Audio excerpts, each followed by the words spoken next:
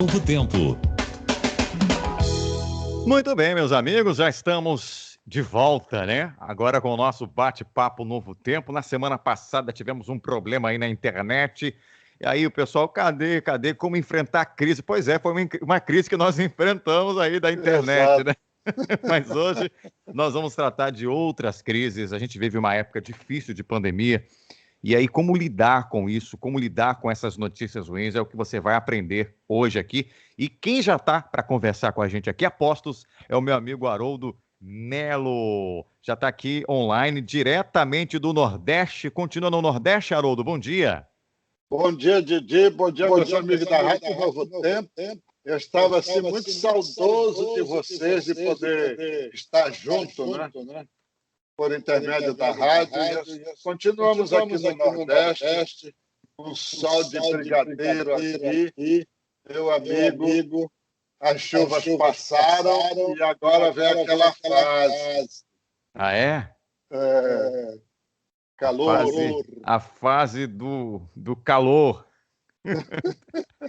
É, meu amigo, é a fase boa que muita gente gosta, né? É o seguinte, Haroldo, a gente sabe aí que tem aparecido nas igrejas, especialmente nesses últimos dias, muitas informações, muitas notícias de amigos nossos que estão internados, outros que vêm a falecer. A Covid chegou, mas chegou mesmo arrebentando. A gente, agora, ontem mesmo, viu a grande notícia que passou de 4 mil o número de mortos aqui só no nosso país e estão dizendo que esse número vai aumentar ou pode aumentar. Isso tem assustado muita gente, tem criado crise também. Fora o que nós estamos vivendo aí, né? Sabendo que irmãos nossos, familiares nossos estão pegando o Covid. Aqueles que não pegaram a primeira vez, agora estão pegando, né? E aí fica aquele medo, o que fazer, como lidar. E eu queria que você hoje nos ajudasse a enfrentar essa dificuldade, a enfrentar essas crises, o que fazer, o que dizer e o que também não fazer, o que não dizer. Eu acho que é muito importante nessa hora a gente estar muito bem preparado para lidar com essas crises, para não criar novas crises também, né? É verdade, porque às vezes eu já ouvi muita gente dizer assim: rapaz, eu não sei o que falar para essas pessoas, eu não sei o que dizer de conforto, eu não sei nem como me dirigir, o que tratar, como conduzir e tudo mais, como, sabe? Então, eu tenho aqui um roteiro que nós vamos tratar, são sete tópicos, não hoje, né? Mas hoje vamos começar com a doença, na semana que vem vamos falar sobre a morte, e aí nós vamos descendo nessas crises que estão dentro da pandemia, né? Então eu pensei o que fazer para ajudar as pessoas nesses momentos difíceis. E hoje vamos começar com, digamos assim, a unidade básica da crise, que é a doença, né? Antes de tudo, Haroldo, a gente tem que pedir para quem está acompanhando a gente, para, quando assistir o vídeo aí, para dar um likezinho e compartilhar também, porque a gente mantém, né, a gente mantém esse bate-papo lá no nosso YouTube e no Facebook, justamente para que quem perdeu aí o programa ao vivo possa assistir em qualquer hora, em qualquer momento, né? E essa informação nunca pode ser perdida, né? Então vamos lá, vamos pegar aí. Você sempre traz para a gente um texto da Bíblia, né? E entra com a... Exato. Qual o texto de hoje?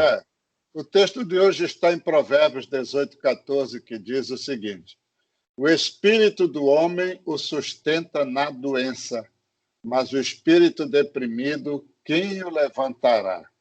Olha que contraste, né? E a doença, ela tem, por princípio, deprimir o ser humano. E se ele abate o espírito dele, que pode estar de um modo positivo sustentando na doença, como é que ele vai se levantar daquele leito ou vai sair daquele quadro em que ele se encontra? Então, é muito importante que a gente pense que o bem-estar mental é fundamental para sustentar o ser humano quando ele está doente. Então, a primeira coisa é a pessoa ter aquele sentimento de segurança, aquele otimismo, né, aquela fé em Deus, né, não se abater diante da dificuldade para não piorar a situação, né? Exatamente. Tá, então vamos lá. A pessoa foi diagnosticada aí com uma doença grave, né? E ela tem que entender que a sua atitude é fundamental para que ela possa ter um rumo promissor ou um rumo ruim, né? A partir Exato. daquele momento. Então, o que que ela tem que fazer? Olha, tem uma dupla que é igualzinho Cosme e Damião. Hum, Trabalham juntos e não podem viver separados um do outro, que é exercitar o bom ânimo e exercitar a esperança. O primeiro, ele controla os pensamentos para que a pessoa não caia no negativismo ou no desespero. E o uhum, sentimento, ele gera emoção, que produz ação e que a pessoa pode cair no quadro que você falou, ou naquele quadro terrível, que ele já vê a morte bem de perto, ou aquele quadro que ele diz assim, não, espera aí, eu tenho condições de sair dessa e projetar minha vida para o futuro. Então, esse bom ânimo, ele ajuda a controlar esses pensamentos que, né, são que nem aquela parábola da Bíblia que o cara amarra a corda no pescoço e joga dentro d'água. O negativismo é exatamente essa pedra que leva o cara para o fundo. Então, o bom ânimo levanta o sujeito. Não deixa os pensamentos caírem nesse negativismo. Então, ele tem que procurar, nesse momento, pessoas que tenham bom ânimo, que estão alegres, que tenham uma mente positiva para ajudá-lo. O outro, né? Digamos que o bom ânimo é o Cosme, e o Damião é a esperança. Mas uhum. não esqueça a realidade. Tenha esperança, mas saiba que você está doente. Agora, tenha a atitude de esperança e a crença na superação dessa dificuldade. Porque aí você vai superar o quadro e vai superar não por uma questão milagrosa, mas porque o otimismo e a tranquilidade lhe dão força para superar esse quadro difícil. Embora que talvez tu não tenha cura, mas, por exemplo, teu estado de ânimo e de vida melhora muito, porque o teu organismo começa a produzir hormônios que vai te dar uma condição de esperança de ter uma vida melhor, uma superação melhor dessas dificuldades. É aí que entra a palavra de Deus, entra também a leitura de coisas boas, né? E também, ao mesmo tempo, cortar notícias muito negativas, ficar vendo muita notícia de número, né? Nessa hora, não se Não, alarme, não, corta isso, vai ver notícia boa. E aí, esse é um passo, né? A questão da esperança. E como é que entra também a questão dos amigos aí da família para ajudar nessa hora? olha, é uma coisa interessante a família. Não pode ser qualquer pessoa da família, porque nós somos família, mas nem todas as pessoas são idôneas e amam e compreendem aquela pessoa que está com a enfermidade. Uhum, Alguns podem abrir a boca e dizer: toma-te, uhum, estava fazendo isso, fazendo aquilo, agora está pagando o preço. Não, verdade. ele merecia. E ficam essas conversas no meio da família. Uhum. Então, os familiares têm que ser pessoas idôneas. Então, o enfermado ele tem que procurar essas pessoas idôneas que o amam e que o compreendem. E essa compreensão está no fato de entender que, apesar do camarada ter tido uma vida desregrada e que ele agora está colhendo o fruto disso aí, mas o amor é o elemento fundamental de sustentação para a vida daquele ser que faz parte daquela família. Então, os familiares não podem execrar aquele cidadão que está doente. Pelo contrário, tem que amá-lo, tem que carinhá-lo, tem que, sabe, acercar de consolo e conforto para que ele mude a expectativa dele daquele quadro em que ele está doente. E a família tem é um grande fator nessa recuperação e no apoio ao doente.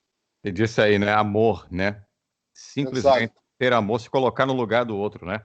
Ajudar, não querer dar discurso nessa hora.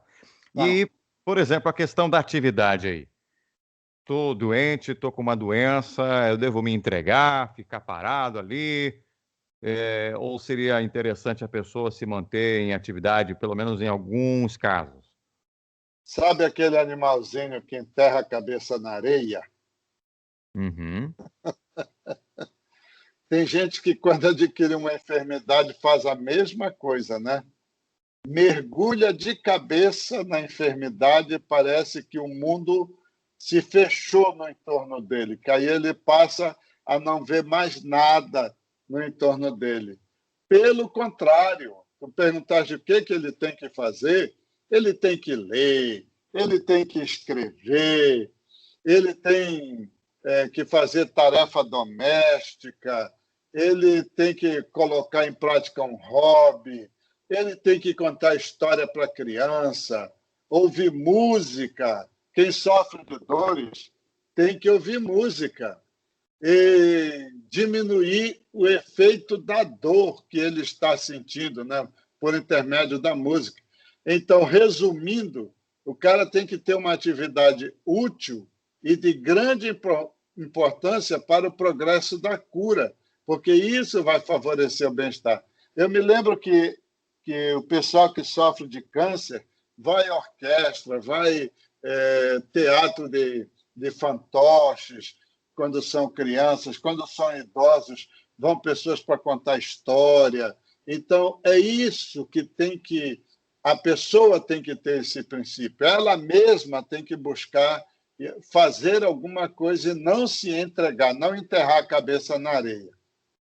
A gente está falando aqui de enfermidades não tão É, perigosas. Tem exatamente. atividades em que Não, você realmente não pode fazer mais nada, né? Mas se ler você pode estar ali, né, ouvindo uma música, né? Agora, nem todos os casos você pode estar trabalhando, né? Alguma... exatamente. Mas, Agora, você tocou numa coisa importante, que a audição é a última coisa que morre no ser humano. Então, se você tiver com um familiar, um amigo, um conhecido na UTI, entubado, que está em coma induzido, fale mansamente ao ouvido dele palavras da Bíblia, aquelas palavras confortadoras, consoladoras, porque ele verdade. está ouvindo. Aí, pegando esse teu gancho, como é que entra a questão da fé? A vida, a ajuda espiritual. Aí é importantíssima essa questão, porque o doente ele tem que ter consciência do estado dele, fazer uma oração de submissão a Deus, quer dizer, entregando completamente na mão de Deus tudo aquilo que está afetando a vida dele, né? Lembra daquele rei israelita que virou o rosto para a parede e chorou a noite inteira orando a Deus e Deus o atendeu? É essa entrega que Deus espera do enfermado. E suplicar pelas suas necessidades, como Ezequias suplicou. Né? Sim. Suplicou mesmo. É, foi a Deus e colocou diante dele tudo aquilo que estava acontecendo, que ele estava sentindo, e fez uma súplica profunda a Deus. Agora, se você tiver dificuldade para orar, não tiver condição de falar por estar entubado, ou por realmente não saber como fazer, peça para alguém que tem experiência que ore por você que está no leito de dor, para que esta oração possa expressar. O doente pode até colocar num papelzinho, né, aquilo, a necessidade que ele tem para que seja orado, e a pessoa que for fazer a oração considerar aquilo ali na oração que for fazer por ele. Mas a oração é um elemento fundamental nesse relacionamento de Deus para com o homem. A gente está vivendo uma época de pandemia que foi realmente uma. Acho que acabou atrapalhando muito a questão da visitação, né, nos hospitais, por conta dos protocolos. Mas, ao mesmo tempo, a gente tem aí acesso através das redes sociais, a gente tem o WhatsApp, muitas pessoas ainda, graças a Deus, ainda estão podendo usar mesmo nos hospitais, alguns usam em alguns casos, né? E é muito bom saber, através de uma mensagem, que a igreja está orando por essa pessoa. Isso E fortalece, também, né? e também fazer oração por meio do Do instrumento WhatsApp. de comunicação, o WhatsApp, fazer oração ali com a pessoa enferma. É tão importante quanto dizer, eu estou orando por você. Olha, Exatamente. vou orar agora, vou te mandar o áudio aí. Isso vem fortalecer e ajuda bastante. Vamos continuar aqui, Haroldo. Agora, pensando um pouquinho, o nosso tempo está voando, acho que não vai dar para passar tudo hoje, não, viu? Estou achando, viu? É Não verdade. vai Então, dar, não. vamos Vamos, até onde dá para a gente ir. vamos até o tópico 2, aí na semana que vem a gente continua aí e termina. Pode ser assim? Que o nosso Pode. já extrapolou um pouquinho. Agora, como ajudar os outros? Como ajudar os outros? Nós já falamos uma maneira aí que é através aí da oração. Eu vou estar É. ajudando também. Mas tem outras maneiras também. Aí tem um trio inseparável, assim como tinha Cosme e Damião, aqui tem um trio inseparável. Ouvir o enfermo, dialogar com ele sobre a doença e não recriminar o enfermo. Por quê? Ouvir o enfermo demonstra uma atitude franca, interessada. Se ele não puder falar, pegue a mão dele, segure com carinho, com aproximação, dê aquele conforto gostoso do calor humano com ele. É uma forma de ouvir o enfermo, é segurar a mão. Você pode dizer para ele, amigo, você está sentindo dor? Aperte minha mão. Você está confortável? Aperte minha mão. Você quer que eu ore? Aperte minha mão. Então, o enfermo vai comunicando por esses sinais sinestésicos.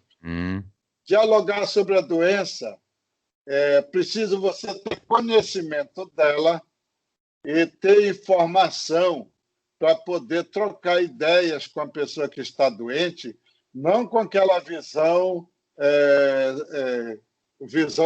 funesta da doença, mas para tentar elevar o estado de ânimo da pessoa, para tirar aquele peso que a doença está trazendo, mas para aliviar a situação e não reprovar nunca, porque a pessoa doente já está fragilizada. Então, se o doente protesta, amaldiçoa médico, culpa Deus, não discuta com ela. Ouça, deixa ele descarregar esse momento e pense numa coisa que ele gosta muito, que ele gostava de fazer, e aí você minimiza um pouco o que ele falou e entra nesse tema do que ele gostava de fazer. O importante é desviar a mente do enfermo do quadro em que ele está para aliviar a situação. Você tocou num assunto muito sério que, às vezes, a gente comete o erro querendo ajudar. A gente acaba falando mais do que deve, né?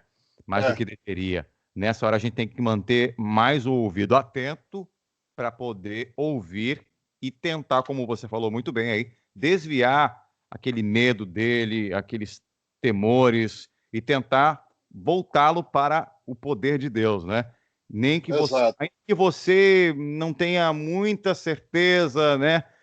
O melhor é você olhar com os olhos da fé e vamos, não, Deus está contigo, tal, tenta desviar o assunto, não passe as informações que os médicos passam sempre, nem todas as informações, né, Haroldo, devem ser transmitidas ali. Ah, a pessoa tem tantos meses de vida, não fale isso para a pessoa, né? Essas informações aí jamais Jamais. passar para o enfermo.